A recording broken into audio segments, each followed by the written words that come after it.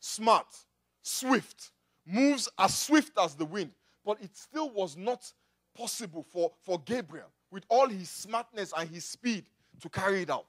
God had to send his only begotten son to do it. And the Bible says God empowered him with the Holy Spirit and power to carry out what we are calling a mission possible. Amen? And in the verses that follow, you see, let me tell you something about Jesus Christ that many of us don't realize. The reason why Jesus Christ was anointed was because he had an assignment. Without the assignment, he was just a man. For him to elevate, he had to connect with a purpose greater than living. He had to connect with a purpose bigger than survival. And when he connected with that purpose, the Bible says the Lord released his Holy Spirit on him and said, "This is my son in whom I am well pleased." The Holy Spirit is what you need to move from where you are to where you want to go. Many of us think we need more willpower. Let me tell you, your willpower by nature is limited. Psychologists will tell you that your willpower is not infinite, it is finite. That is why many of us, when we're on a diet, we find it hard to save. And if we're saving, we find it hard to diet. Because you don't have enough to cover everything that you should not be doing. So somewhere, somehow, you give in. So you save, but man, you and Taco Bell, it's like you have a contract. When they see you, they know your name. By the way, when they start knowing your name at the fast food joint, you've got a problem. When you drive up to the drive-thru, and they're like, "Hey, where have you been? I haven't seen you in like 2 hours." Amen? God empowered his son with the Holy Spirit and with power to carry out a mission possible. And in the verses that follow, we see what that assignment was. It was to preach the good news to those that are poor in spirit. It was to open blind eyes. It was to set the captives free. It was to deliver those that were being oppressed from the hands of their oppressors. And if you look at the life that Jesus Christ lived, it was a constant and deliberate attempt to carry out his mission. Every decision he made, every choice he made was to fulfill this assignment. Turn to your neighbor and say, elevate. Let's turn our Bibles to the book of John chapter 8, verse 1. That's what he's saying. Elevate. John 8, verse 1. But Jesus went to the Mount of Olives. Now early in the morning he came again into the temple, and all the people came to him. And he sat down and he taught them. Then the scribes and the Pharisees brought to him a woman caught in adultery. And when they had set her in the midst, they said to him, "Teacher, this woman was caught in adultery in the very act. Now Moses in the law commanded us that such should be stoned." That's what the law said. And by the way, just in case you don't understand what that means, they weren't stoning her to tickle her. Yeah? The stones were meant to kill her. And they weren't meant to kill her quickly. Because if they wanted to kill her quickly, there are ways to do it. The law said the person should be stoned in order for them to die a painful death. Think about that, how long it would take to kill a person with stones that are big enough that a man can carry. Those aren't very big stones. The kind of stone that will kill you in one instance, you need a backhoe to carry it.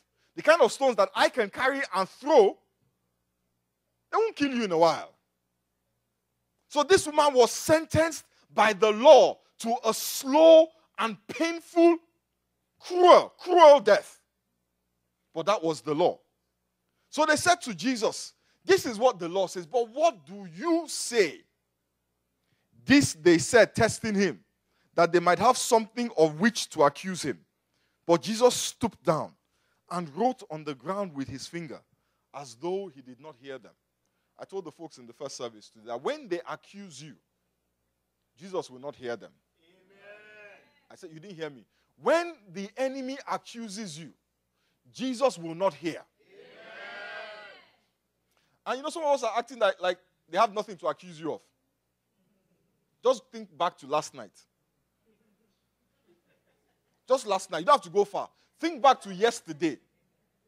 Imagine that somebody is in heaven telling Jesus, hey, that guy that is asking you for blessing, let me tell you what he did yesterday. Let me tell you what he said. Let me tell you where he was. And the Bible says Jesus was doodling and pretended like he cannot hear them. Jesus will not hear your accusers. Amen. Okay, you now realize what you did yesterday. So when they continued asking him, he raised himself up and said to them, he who is without sin amongst you, let him throw the first stone. And again he stooped down and wrote on the ground. Then those who heard it, being convicted by their conscience, they went out, they all left.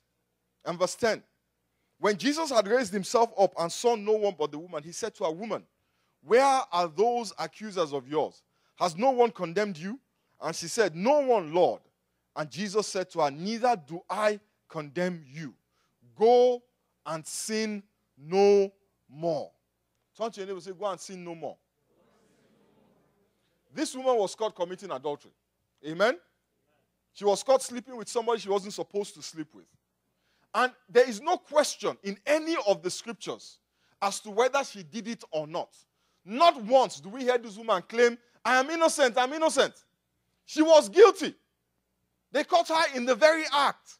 And she knew she was guilty.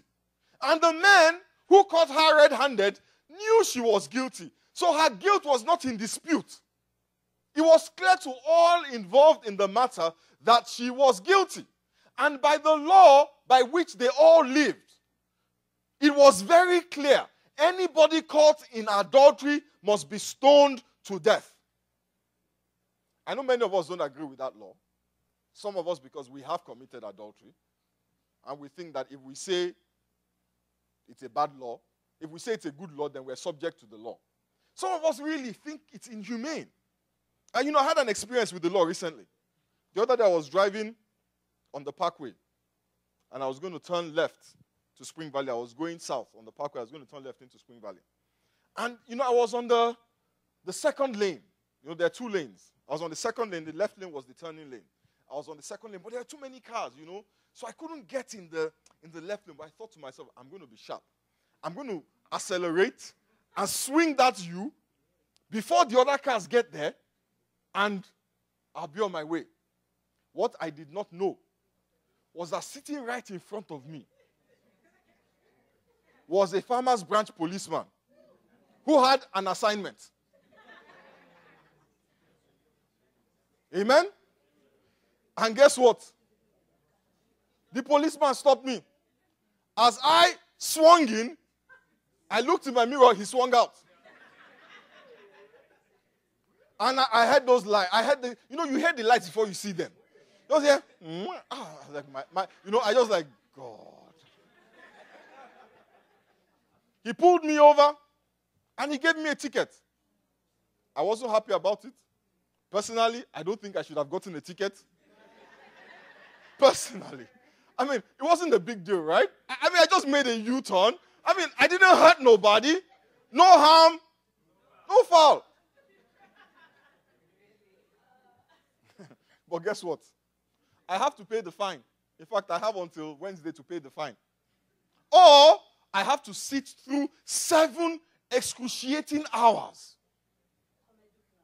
of online defensive driving class. 7 hours. When I thought about giving 7 hours of my life, just because I couldn't wait 25 seconds to get in line, I wasn't happy. But who cares about how I feel? I'm going to pay the ticket. And if I don't pay it, guess what happens? You guys will have to come and bail me out. Because if they catch me again, now, some of us know what I'm talking about.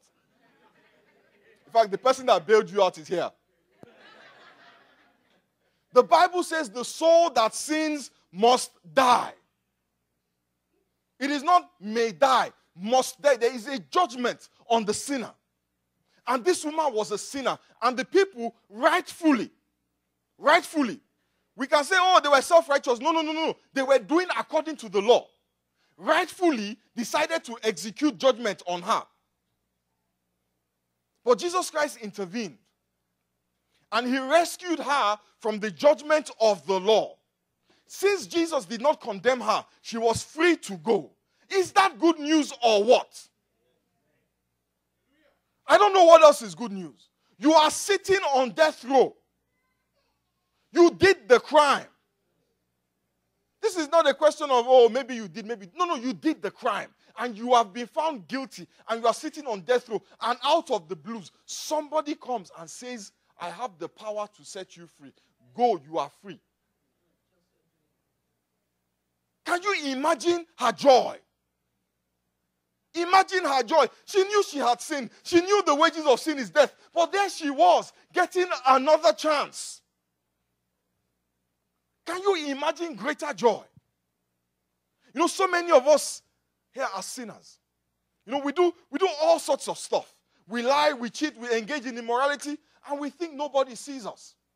Like me, I thought there was no policeman there. Because I was so wrapped up in what I was doing, I forgot that there was a policeman looking. Let me tell you something. God doesn't need a policeman. The one with whom we have to do, he sees all. Some of us think, okay, let me do the sin on Thursday. So I have a buffer between Friday and Saturday. So if I come to church and the anointing is strong, they won't pick me out. I know if I do it on Saturday, chances are the pastor will catch me. So let me do it on Thursday. Let me tell you something. God was there. As you were planning it, he was there. As you were doing it, he was there. After you are finished doing it and you think it's over, he's still there. God dwells outside of time. In the eyes of God, yesterday, today, and forever, they are all the same. It says there is nothing hidden from the eyes of him that we have to do with. But Jesus Christ has good news for you. He says, if you will sin no more, he will not condemn you. Because it is him, Christ, that has the power to condemn. If Jesus Christ had said concerning that woman, she's guilty, the woman would have been what? Dead. Painfully, slowly killed. But because he, Christ, said, go and sin no more. You see, there's a song that I tried to sing this morning, but, the Holy Spirit restrained me so I don't hurt the choir's ears. It says, when I think of the goodness of Jesus and all he has done for me, my very soul shall rise up from within me. And at the thought of what Christ has done, it shall shout, hallelujah. You see, you guys are all looking at me like you were born again from your mother's womb. But you see, I know how bad I was. I know how low I lived. I know some of the things that I did that up till now, when I think about, I'm embarrassed. And from all of those things, he says, go, you are free. Somebody shout hallelujah this morning. Hallelujah.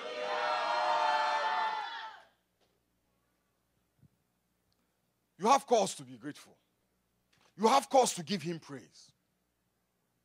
On another day, in Matthew chapter 9, verse 1, he comes across a man that the Bible calls a paralytic. This is a man that was physically paralyzed. He could not walk. They had to carry him around on a stretcher. And when Jesus Christ saw him, he simply said to the man, young man, take heart. Go. Your sins are forgiven you. Take heart. Your sins are... This is the guy's paralyzed. What does sin have to do with paralysis? But to cure his paralysis, Jesus Christ had to forgive his sin. After he said to the man, your sins are forgiven, then he says to the guy, take up your mat and go. And as the man went, the man was healed of his paralysis. Think about that. For